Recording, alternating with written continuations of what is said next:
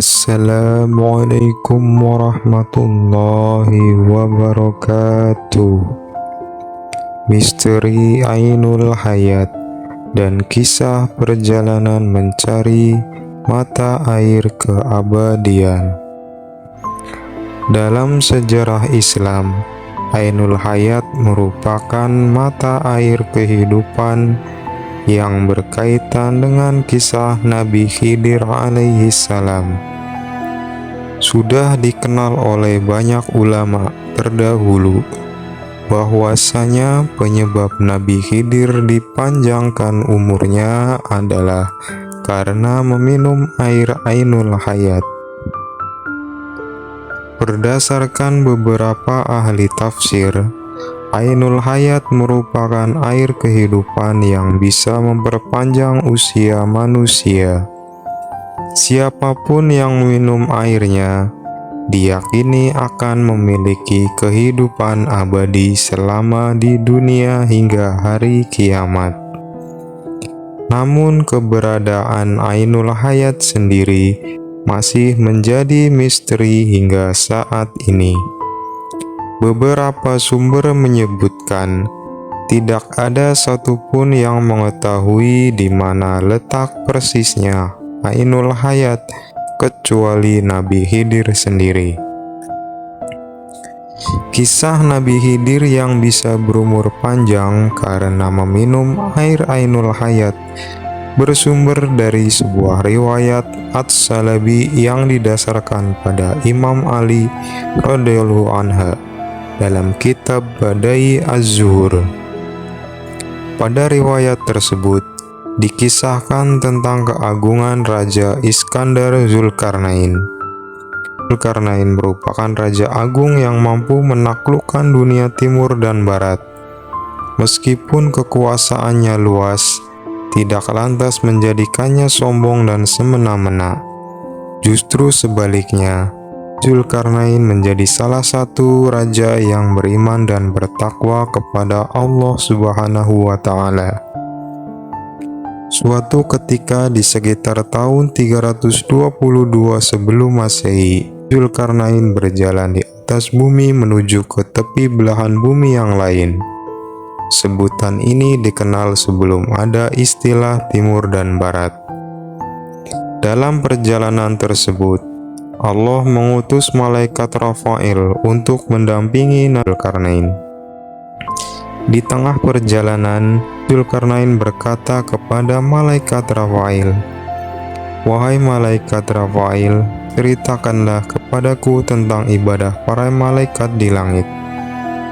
Malaikat Rafail kemudian menjawab, "Ibadah para malaikat di langit diantaranya ada yang berdiri tidak mengangkat kepalanya selama-lamanya. Ada yang sujud tidak mengangkat kepala selama-lamanya. Dan ada pula yang ruku tidak mengangkat kepala selama-lamanya." Mendengar jawaban malaikat Rafail tersebut, Zulkarnain termenung. Di benaknya muncul keinginan untuk melakukan ibadah yang sama seperti halnya malaikat. Zulkarnain memang diketahui sebagai raja yang senang melakukan ibadah kepada Allah. Di tengah ketermenungannya, malaikat Rafail kemudian berkata, "Sesungguhnya Allah telah menciptakan sumber air di bumi. Namanya Ainul Hayat, sumber air kehidupan. Barang siapa meminumnya seteguk, maka tidak akan mati sampai hari kiamat, atau sehingga ia memohon kepada Allah agar dimatikan." Zulkarnain menjadi penasaran dan bertanya lagi kepada malaikat Rafail, "Apakah kau tahu di mana tempat Ainul Hayat itu?" Malaikat Rafail pun menjawab bahwa sesungguhnya Ainul Hayat itu berada di bumi yang gelap. Setelah mendengar penjelasan malaikat Rafail tentang Ainul Hayat, maka Zulkarnain segera mengumpulkan para alim ulama dan bertanya kepada mereka tentang Ainul Hayat. Tetapi mereka menjawab, "Kami tidak tahu kabarnya." Namun, ada seorang alim di antara mereka yang menjawab, "Sesungguhnya aku pernah membaca di dalam wasiat Nabi Adam. Ia berkata bahwa sesungguhnya Allah meletakkan Ainul Hayat di bumi yang gelap." Ketika Dzulkarnain bertanya di mana tempat bumi yang gelap itu, orang alim itu pun menjawab lagi, "Di tempat keluarnya matahari."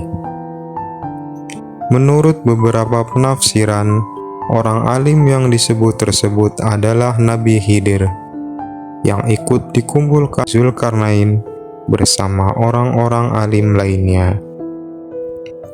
Nabi Khidir kemudian menjadi salah satu seorang yang diajak Dzulkarnain dalam ekspedisinya mencari sumber mata air Ainul Hayat tersebut.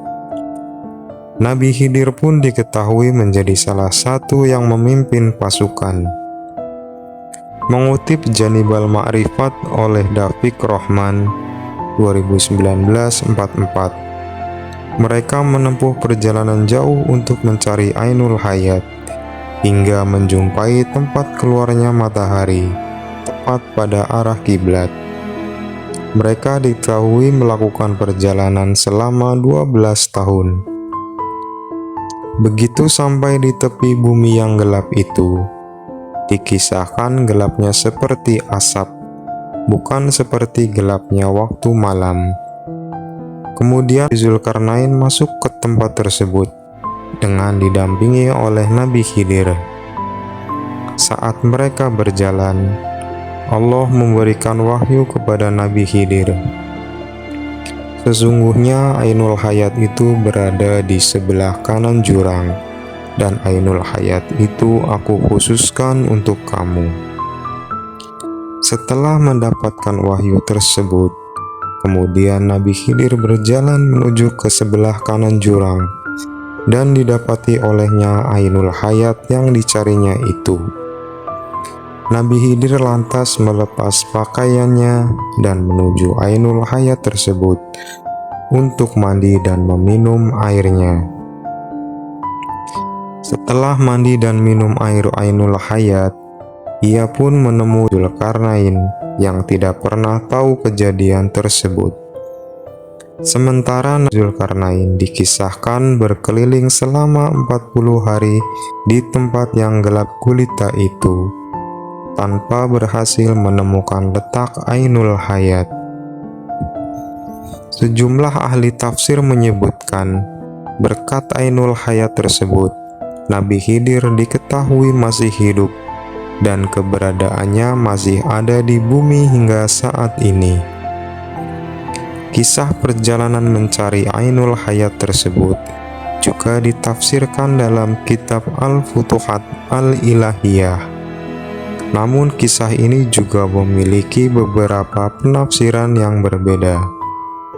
Dalam tafsir An-Nasafi disebutkan Dzulkarnain pada mulanya mengetahui tentang Ainul Hayat dari kitab-kitab terdahulu bahwa salah seorang putra Sam pernah minum dari Ainul Hayat, lalu dia hidup abadi hingga hari kiamat.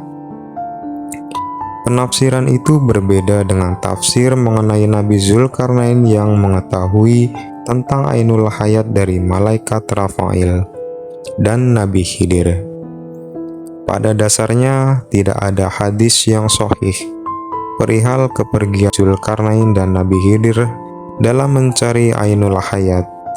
Kisah ini juga dituturkan dalam Israiliyat, yaitu cerita-cerita yang kerap kali dibawa oleh orang-orang Yahudi yang masuk Islam.